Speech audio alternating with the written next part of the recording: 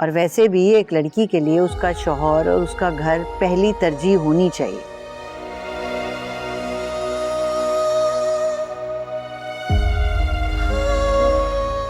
अब तुम फोन रखो, मैं उमर को नाश्ता करवा दूं। आप मुझसे नाराज हैं?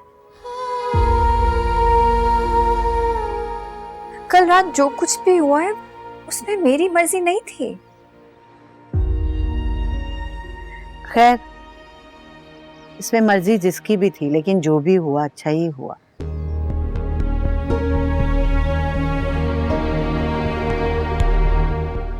अब बेटा, मैं तो हमेशा से चाहती थी कि तुम्हारी शादी हो जाए, तुम्हारा घर बस जाए।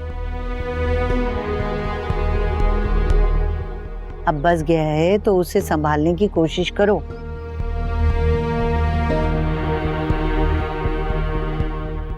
जावियार एक बहुत अच्छा शौहर है और ऐसे शौहर किस्मत वालों को मिलते हैं और किस्मत से मिलते हैं। कदर करो उसकी। मम्मी,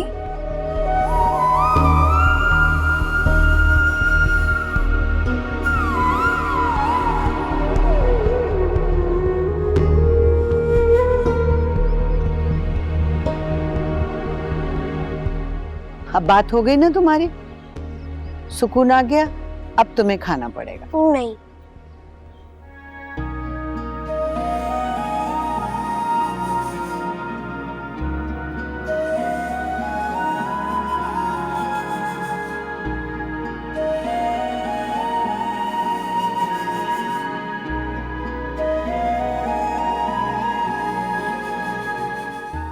मेरा बच्चा पी लो, शाबाश शाबाश, पियो।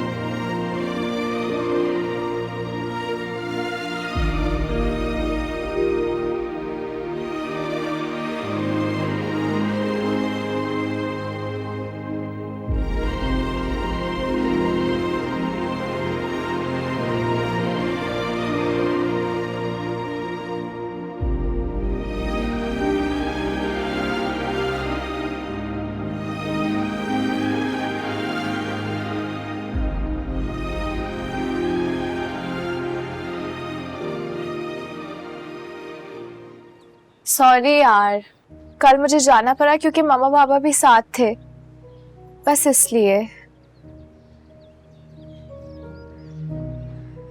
तुम मुझसे नाराज हो? कैसे हो तुम? अच्छा, पता है आज सुबह मैं बहुत जल्दी उठी थी और मैंने तुम्हारे लिए अपने हाथों से नाश्ता बनाया। अब तुम खुद सोचो, जिसे अपने हाथों से अंडा तोड़ने भी नहीं आता, उसने ऑमलेट कैसे बनाया होगा। वो तो शुक्र है मामा साथ थी, उन्होंने मेरी बहुत हेल्प की, वरना तो मेरी सबके सामने बेइज्जती हो जाती। सोहा, प्लीज मुझसे बात कर लो, गुस्सा कर लो, कुछ भी कर लो, लेकिन प्लीज कुछ बोलो ना। सिमल, मैं ये बात समझ चुकी हूँ कि तुम्हें तुम्हारे भाई की खुशी हमारी दोस्ती से ज्यादा अजीज है, इसीलिए तुम सब लोगों ने मुझे अकेला छोड़ दिया था। अब ज़ारा की तरह तुम भी यही कहोगे कि तुम्हें सब के बारे में कुछ नहीं पता था। मैं अगर कुछ भी कहूंगी तो क्या तुम उस पर यकीन करोगी? भाई के इस जज्बाती फैसले ने ना तुम्हें हम सबसे बदगुमान कर दिया है, लेकिन हकीकत यही है कि हमें इसके बारे में कुछ नहीं पता था। हम खुद इतने ही शौक थे जितनी तुम हो। बट प्लीज उन्हें माफ कर दो, प्लीज। माफ कर दूं? मैं उन्हें कभी माफ नहीं करूंगी। उनमें बुराई क्या है? उनमें अच्छाई क्या है जिमल?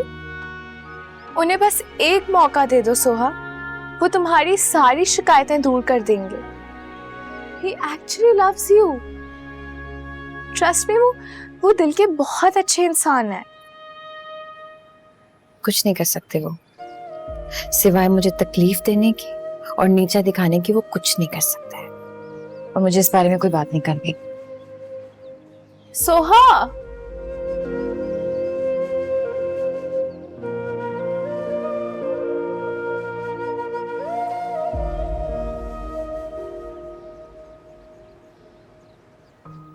क्या हुआ? हिलाई सुहास से? भाई को ये सब कुछ नहीं करना चाहिए था। सोहा का गुस्सा बिल्कुल जायज है।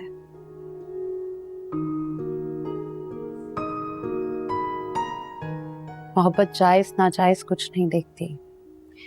जब तुम्हें फहद से मोहब्बत हुई थी तुम्हें गलत सही का होश था। अभी मेरी और फहद की बात और थी। हम दोनों एक दूसरे को पसंद करते थे, लेकिन यहाँ तो मसला कुछ और है। यहाँ मसला एक तरफा मोहब्बत का है, और भाई ने जो कर दिया ना, उसके बाद वो कभी भी सोहा के दिल में अपनी जगह नहीं बना पाएंगे। सिमल, जाविया ने ये सब कुछ सकिया आंटी के कहने पे किया है।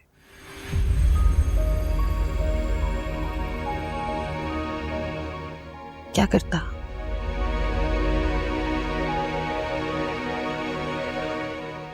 तो इसका मतलब है कि सोहा नहीं पता थी, और ना ही जाविया उसे कभी बताएगा। तो आप और मैं जाके बता देते हैं। नहीं, जाविया ने मना किया है।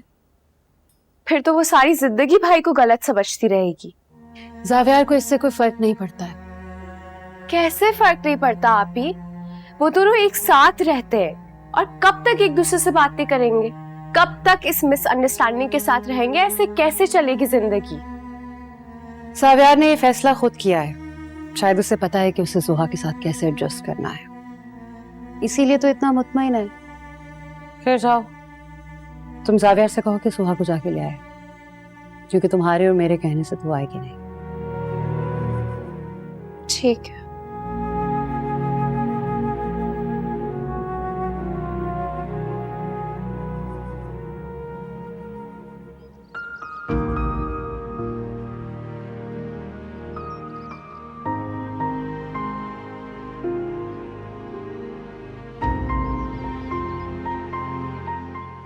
चलें?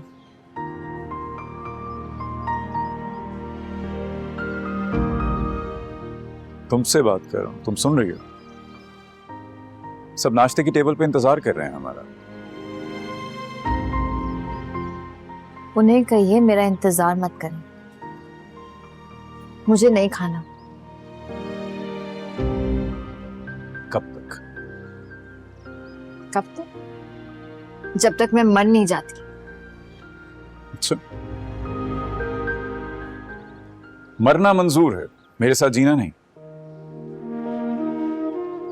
सोहा, जब तक तुम मेरे साथ हो मेरी जिम्मेदारी। खुद को ऐसे भूखा प्यासा रख के तुम अपने साथ साथ मुझे भी तकलीफ दे रही हो।